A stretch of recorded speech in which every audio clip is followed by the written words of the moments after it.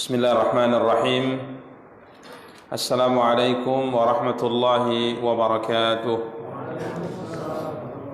Alhamdulillahi rabbil alamin wal aqibatu lil muttaqin fala udwana illa 'alal zalimin. Asyhadu an la ilaha illallah wahdahu la syarika lah wa asyhadu anna Muhammadan 'abduhu wa rasuluh sallallahu alaihi wa ala alihi wa ashabihi wa man ihtada bihadihi wa sanna bisunnatihi ila yaumiddin wa sallama tasliman katsira, amma ba'du. Ikhwani wa akhawati kaum muslimin, kaum muslimat rahimani wa rahimakumullahu jami'a.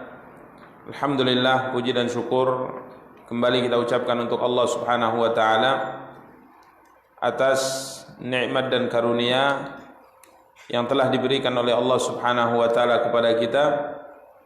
Hingga pada kesempatan yang berbahagia kali ini Allah Subhanahu wa taala kembali memberikan kepada kita semua kemudahan untuk bisa kembali hadir di ta'lim rutin kita.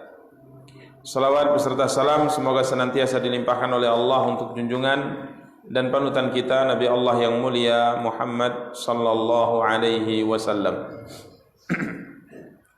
Ikhwani wa akhawati kaum muslimin, kaum muslimat rahimani wa rahimakumullahu jami'a. Kita akan kembali melanjutkan pembahasan dan kajian kita, mencoba untuk membaca dan menjelaskan kitab Riyadhus Shalihin karya Al-Imam Abu Zakaria Yahya ibn Sharaf An-Nawawi rahimahullahu ta'ala, masih dalam bab taubat dan juga masih dalam pembahasan hadis yang ke-21 dari bab taubat,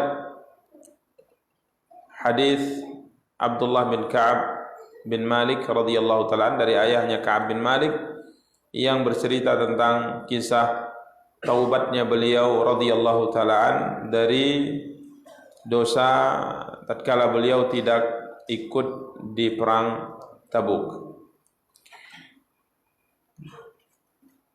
Ungkapan atau cerita Ka'ab bin Malik yang terakhir yang kita telah bacakan pada pertemuan yang lalu, turunnya ayat kepada Nabi kita yang mulia sallallahu alaihi wasallam, di mana di dalam ayat tersebut Allah Subhanahu wa taala berfirman bahwa Allah Subhanahu wa taala telah menerima taubat mereka.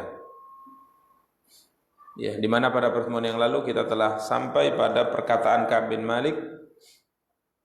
Tatkala Ka'ab bin Malik datang ke masjid setelah sampai kepada beliau kabar bahwa telah turun kepada Rasulullah sallallahu alaihi wasallam ayat, atau telah sampai kepada beliau kabar bahwa taubat beliau telah diterima, maka Ka'ab bin Malik langsung setelah selesai melaksanakan sholat subuh di rumah beliau, maka beliau langsung menuju masjid. Ya, beliau langsung menuju masjid. Kemudian tatkala sampai masuk ke dalam masjid, maka Ka'ab bin Malik mengucapkan salam kepada Nabi sallallahu alaihi wasallam. Kala itu wajah Rasulullah sallallahu alaihi wasallam berseri-seri karena bahagia. Kemudian Nabi sallallahu alaihi wasallam berkata kepada Ka'ab bin Malik, "Abshir bi khairi yaumin marra 'alaika mudh waladatka ummuk." Berbahagialah engkau dengan satu kebaikan yang Allah berikan kepadamu, satu kebaikan pada satu hari ya yang berlalu dalam hidupmu semenjak engkau dilahirkan oleh ibumu. Ini adalah hari terbaik wahai Ka'ab, bergembiralah engkau, hari terbaik dari semenjak engkau dilahirkan oleh ibumu. Artinya taubatmu telah diterima oleh Allah Subhanahu wa taala. Maka aku berkata kepada Rasulullah sallallahu alaihi wasallam, "Amin indika ya Rasulullah, amin indillah." Apakah kebaikan yang aku dapatkan ini datang dari engkau ya Rasulullah atau dari Allah langsung? Artinya apakah Allah Subhanahu wa taala menyampaikan itu kepadamu kemudian engkau menyampaikannya kepadaku, atau Jibril alaihi salatu wassalam yang turun membawa wahyu, yakni bahagian dari Al-Quran? Ya tentunya kedua-duanya ini membahagiakan. Artinya kalau seandainya taubat Ka'ab bin Malik itu disampaikan oleh Allah kepada Nabi sallallahu alaihi wasallam dan Nabi bersabda dengan sabda beliau yang kita kenal dengan hadis, maka ini adalah hal mulia. Artinya ini juga kebahagiaan yang sangat luar biasa. Akan tapi tentunya kebahagiaan lebih besar apabila informasi diterimanya taubat beliau radhiyallahu taala itu datang wahyu langsung, yakni Al-Qur'an. Karena Allah Subhanahu wa taala menurunkan wahyu kepada Nabi SAW dua. Pertama hadis. Ya, atau kita sebut yang pertama Quran, yang kedua apa? Hadis. Jadi kedua-duanya ini adalah wahyu dari Allah.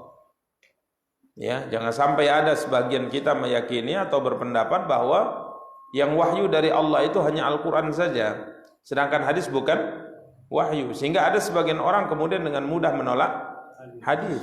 Dia tolak hadis. Ya, dengan berbagai macam alasan. Ya, dengan berbagai macam alasan. Ada dengan alasan dulu di zaman Nabi SAW hadis kan tidak ditulis. Itu kata mereka. Ya, sehingga tatkala kemudian kenapa Imam Bukhari, Imam Muslim, Imam Malik menulis hadis-hadis tersebut, dari mana mereka dapat, kata mereka. Ya, di zaman Nabi SAW hadis tidak ditulis. Ya, sehingga mereka kemudian berusaha menanamkan keraguan di hati kaum muslimin tentang keabsahan hadis yang disabdakan oleh Nabi SAW. Ya, kita katakan benar bahwa hadis Nabi SAW itu ada yang lemah, bahkan ada yang palsu. Akan tapi hadis-hadis yang berusaha dimasukkan ya ke dalam agama kita yang lemah atau yang palsu itu bisa dipilah oleh para ulama. Bisa dipilah oleh para ulama.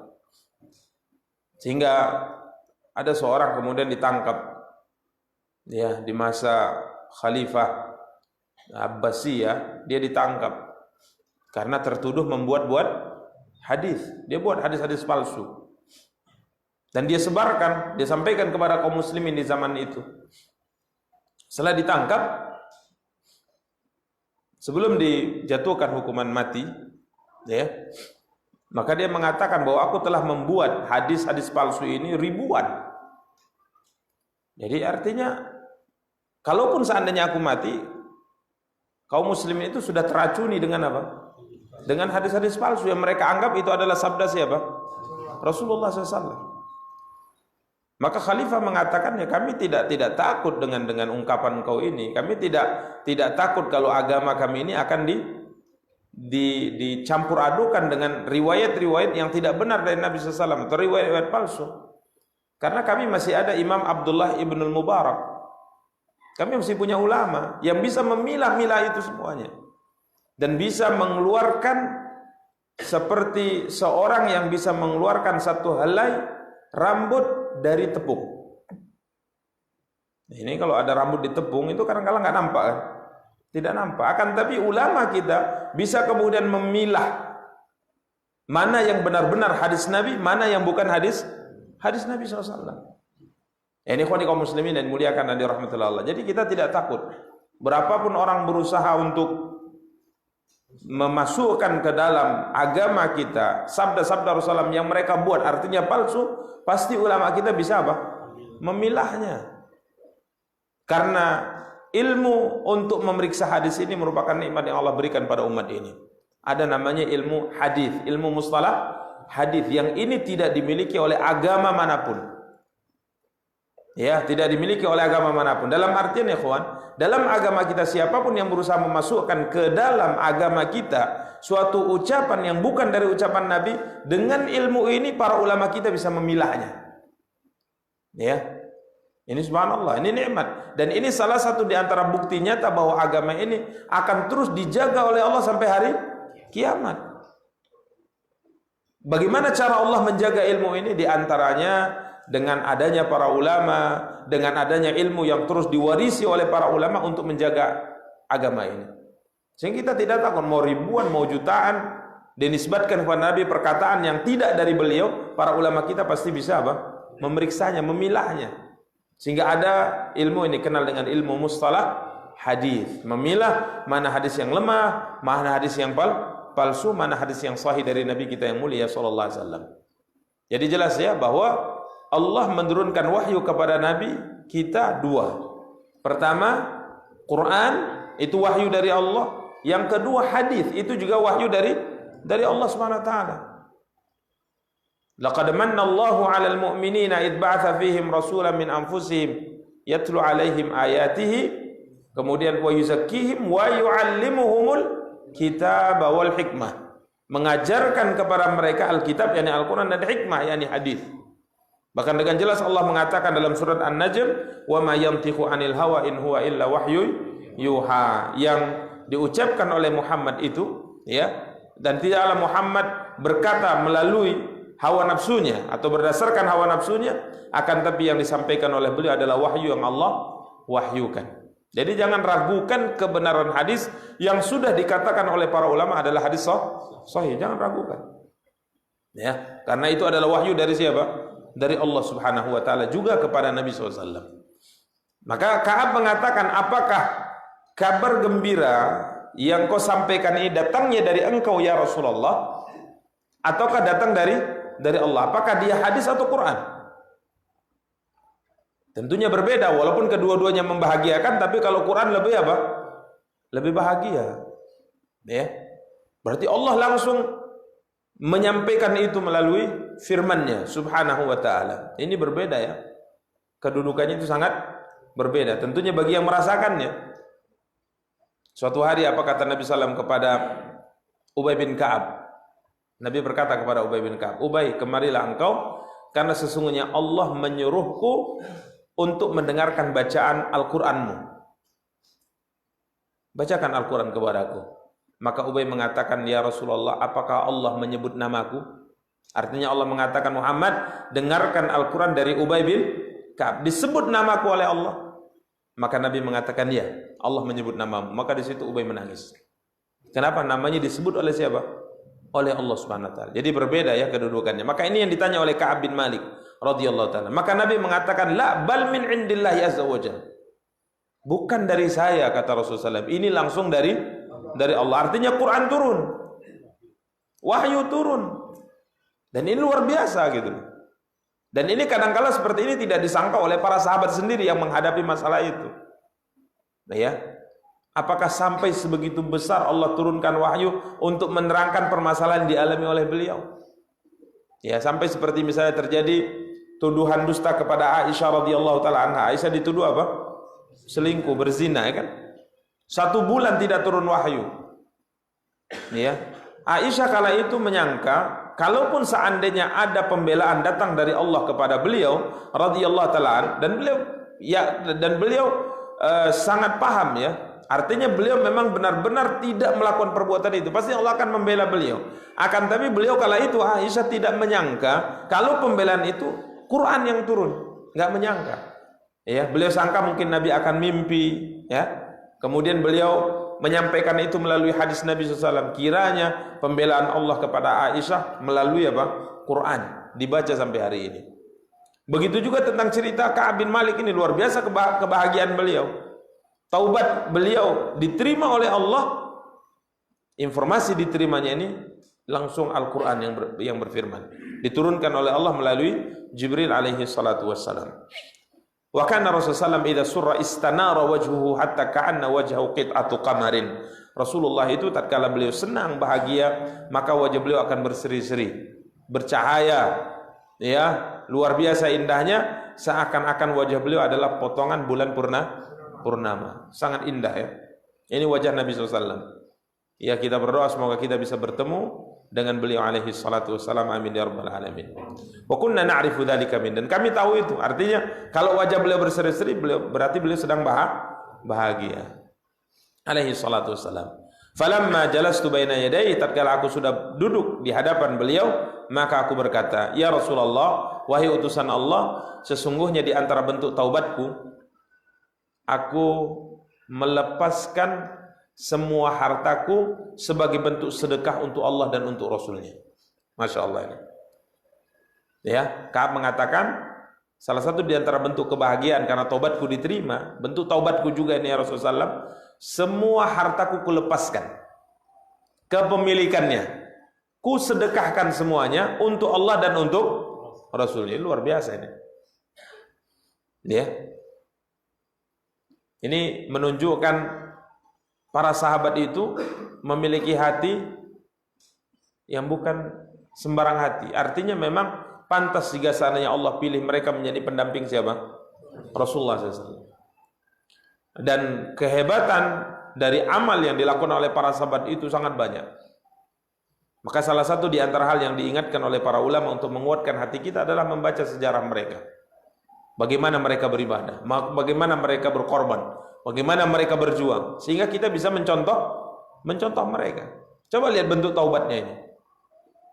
Ya kalau kita mungkin taubatnya sudah diterima, alhamdulillah, ngapain pula harus mensedekahkan semua harta. Tapi coba lihat hati mereka. Saya lepaskan, saya sedekahkan semua harta yang aku miliki, sedekah untuk Allah dan Rasulnya. Artinya terserah engkau ya Rasulullah menggunakan untuk apa. Ini kata Ka'ab bin Malik. Maka Nabi kita yang mulia SAW bersabda kepadanya, amsik alaika ba'da malika fahuwa khairun lak. Ka'ab, tahan sebahagian hartamu, jangan semua engkau sedekahkan, itu jauh lebih baik.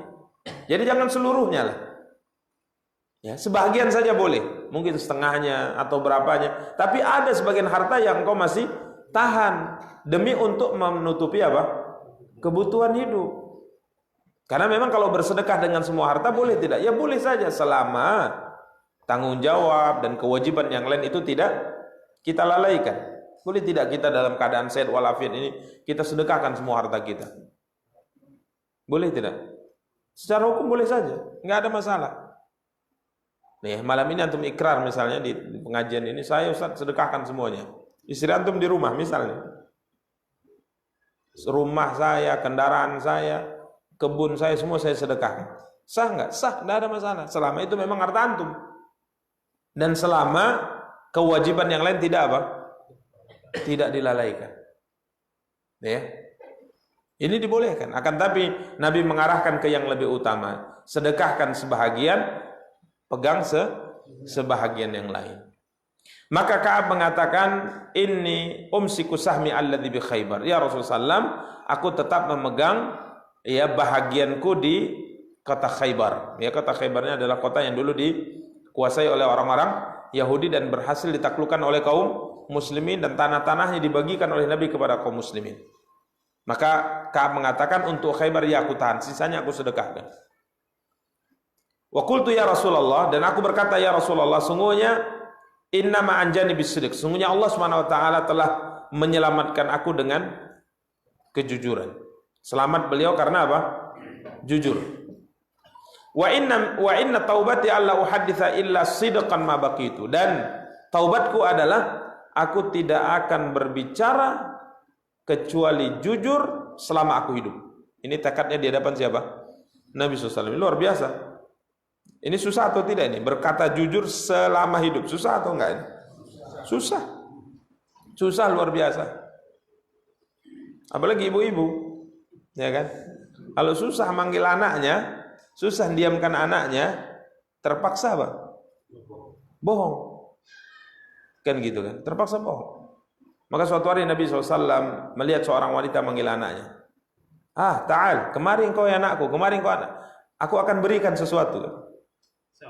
Nabi SAW dengar. Kemudian Nabi katakan, apa yang mau kau berikan? Ini aku pegang kurma ya Rasul. Ada kurma ini satu butir. Maka Nabi mengatakan, seandainya engkau tidak punya kurma itu, engkau tidak berikan apa-apa, maka dituliskan untukmu 1 kali dusta. Tidak bayangkan. Makanya anak sini nak, ini suruh mandi susah kan gitu kan, lari aja panggil ayo sini, nggak mau juga, sinilah adalah umi mau kasih, nggak kasih, dusta itu 1. Hati-hati ya, ini berat, ini berkata jujur itu apa? Berat. Ya. Maka jangan kita anggap bahwa berkata jujur itu mudah, susah. Sampai-sampai Nabi SAW mengatakan, aku menjamin 1 rumah di surga, 1 istana di surga bagi seorang muslim atau muslimah yang meninggalkan dusta walaupun bercanda. Kujamin untuknya apa? 1 rumah. Karena berat itu. Wah, mudah kali itu, masa gitu aja dapat apa? Rumah. Coba kalau nggak percaya. Coba.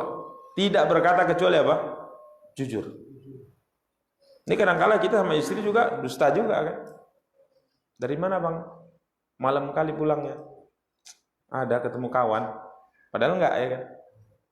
Dusta lagi. Ya, padahal dusta ini akan membinasakan kita. Jadi berkata jujur itu berat. Ya, berkata jujur itu berat. Makanya Ka'ab bin Malik mengatakan, bentuk taubatku aku tidak berbicara kecuali apa? Jujur selama aku hidup.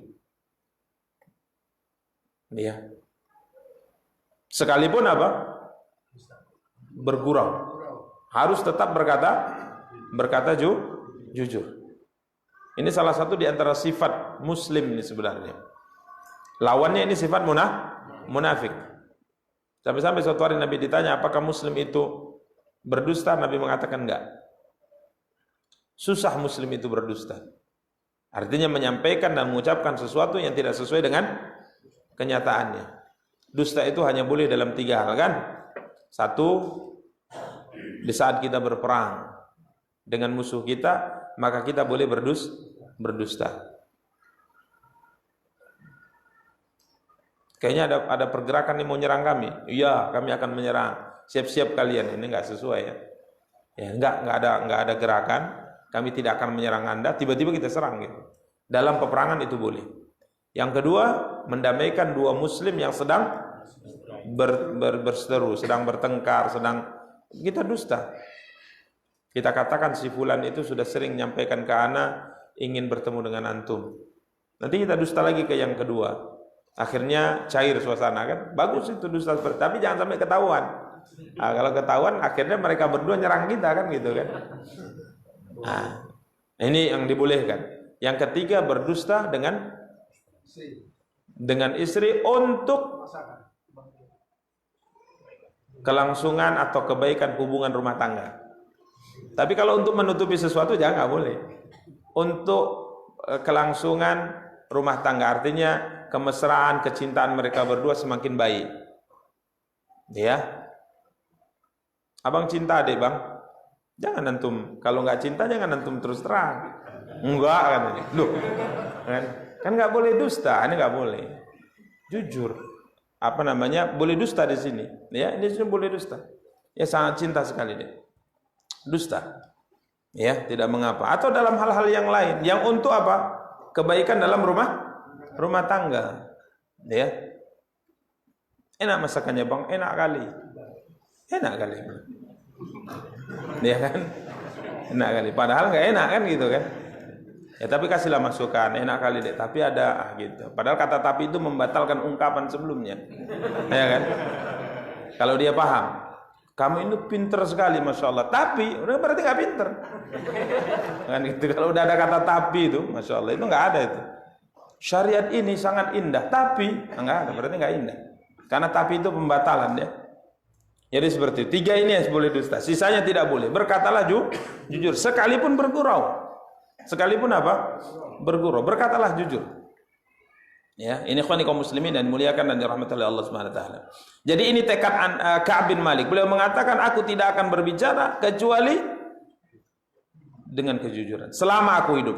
Fa wallahi ma alimtu ahadan minal muslimin ablahu Allah taala fi sidqil hadis mundu dzakartu dzalika li Rasulillah sallallahu ila yaumi hadza. Demi Allah aku tidak mengetahui ada seorang muslim yang Allah telah beri nikmat kepadanya tatkala ia berkata jujur melebihi nikmat yang telah aku dapatkan di saat aku mengucapkan itu kepada Rasulullah. Artinya dari sekian banyak orang bertekad berkata jujur, mungkin aku yang paling beruntung. Aku tidak pernah melihat seorang yang dapat keberuntungan, kebahagiaan sangat luar biasa tatkala ia berkata jujur kecuali diriku. Benar. Karena berkat kejujurannya ayat sampai hari ini kita baca. Ini kebahagiaan yang sangat luar biasa. Wa inni la arju ayyahfadhani Allahu fima baqiya, dan aku berharap semoga di akhir hayatku ini, karena beliau waktu itu menceritakan sudah tua ya. Beliau mengatakan di akhir hayatku ini Allah jaga aku sampai aku meninggal masih terus bisa menjaga apa? Kejujuran sampai aku bertemu dengan Allah. Maka Allah turunkan. Ini ayat yang Allah turunkan tentang beliau. Surat At-Taubah ayat 117 dan 119. Ya kita baca ayatnya karena beliau bacakan ayat ini kepada tabi'in kala itu. Pertama ayat 117.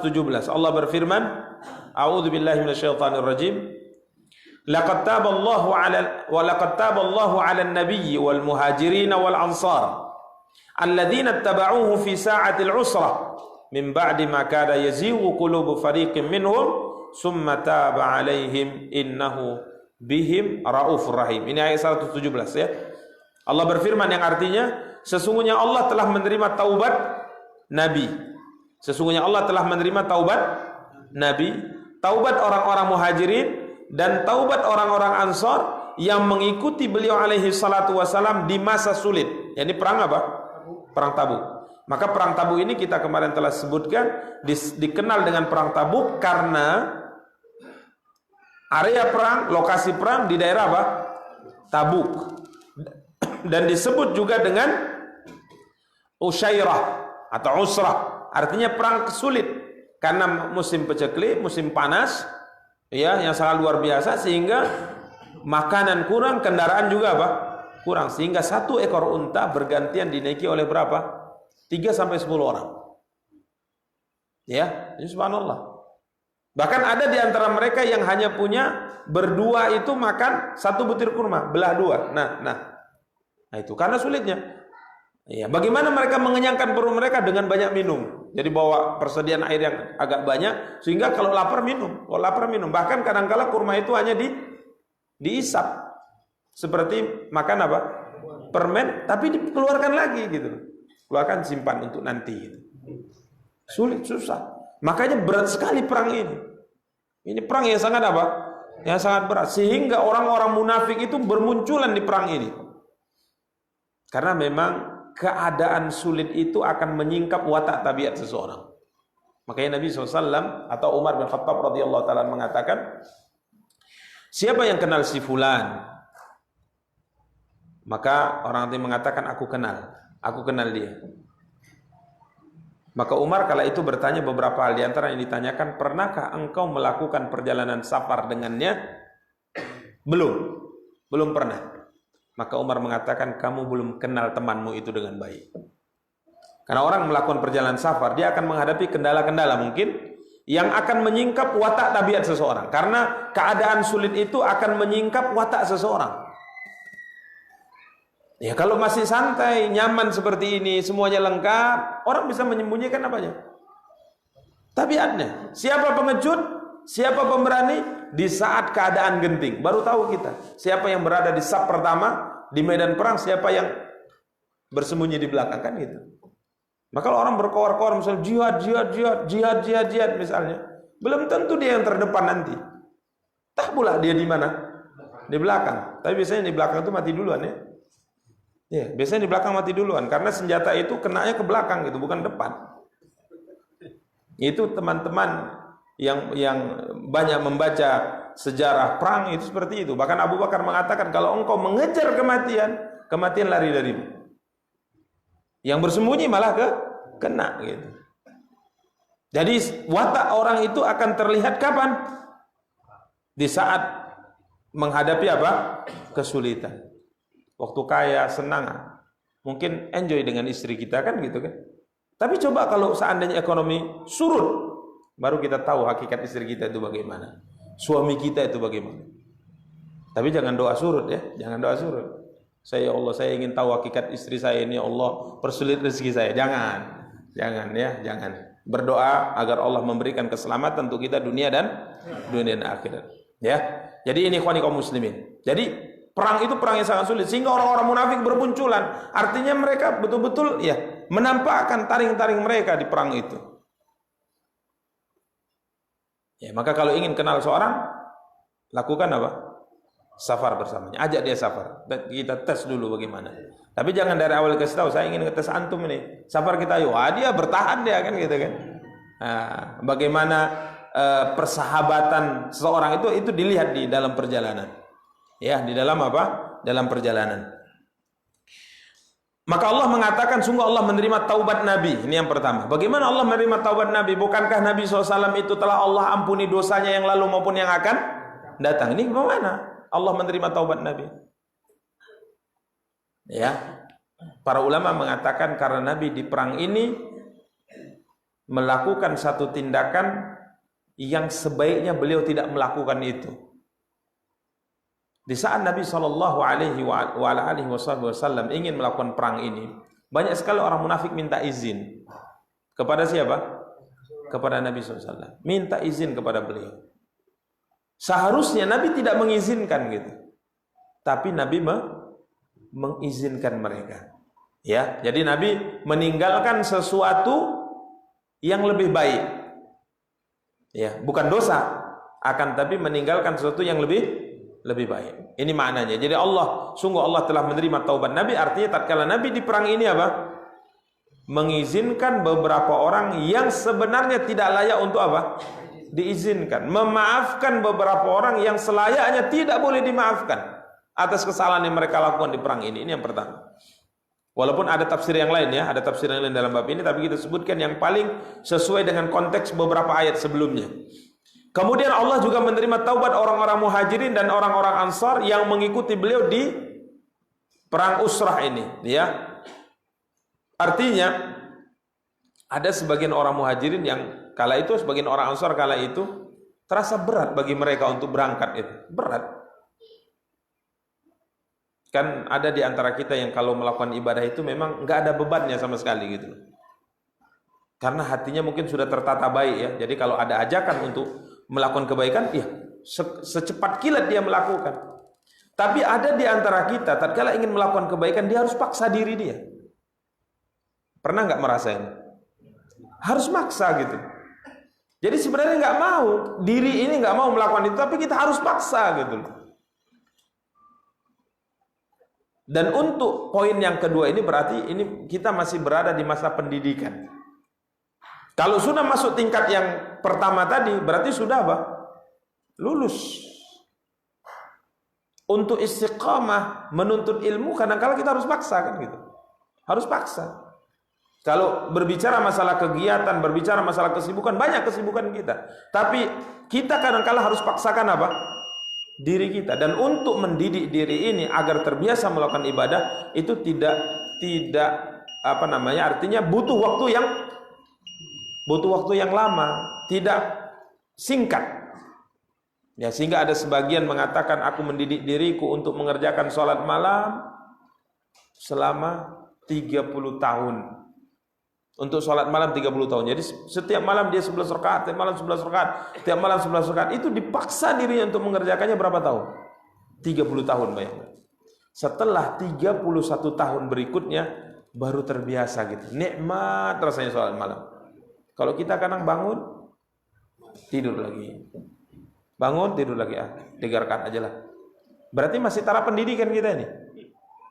Ya, harus masih taraf pendidikan. Tapi kalau yang sudah terbiasa, yang sudah berhasil, bahkan kalau nggak sholat malam merasa bagaimana gitu, bahkan dia mengqadha'nya siang hari, berarti sudah berhasil ini.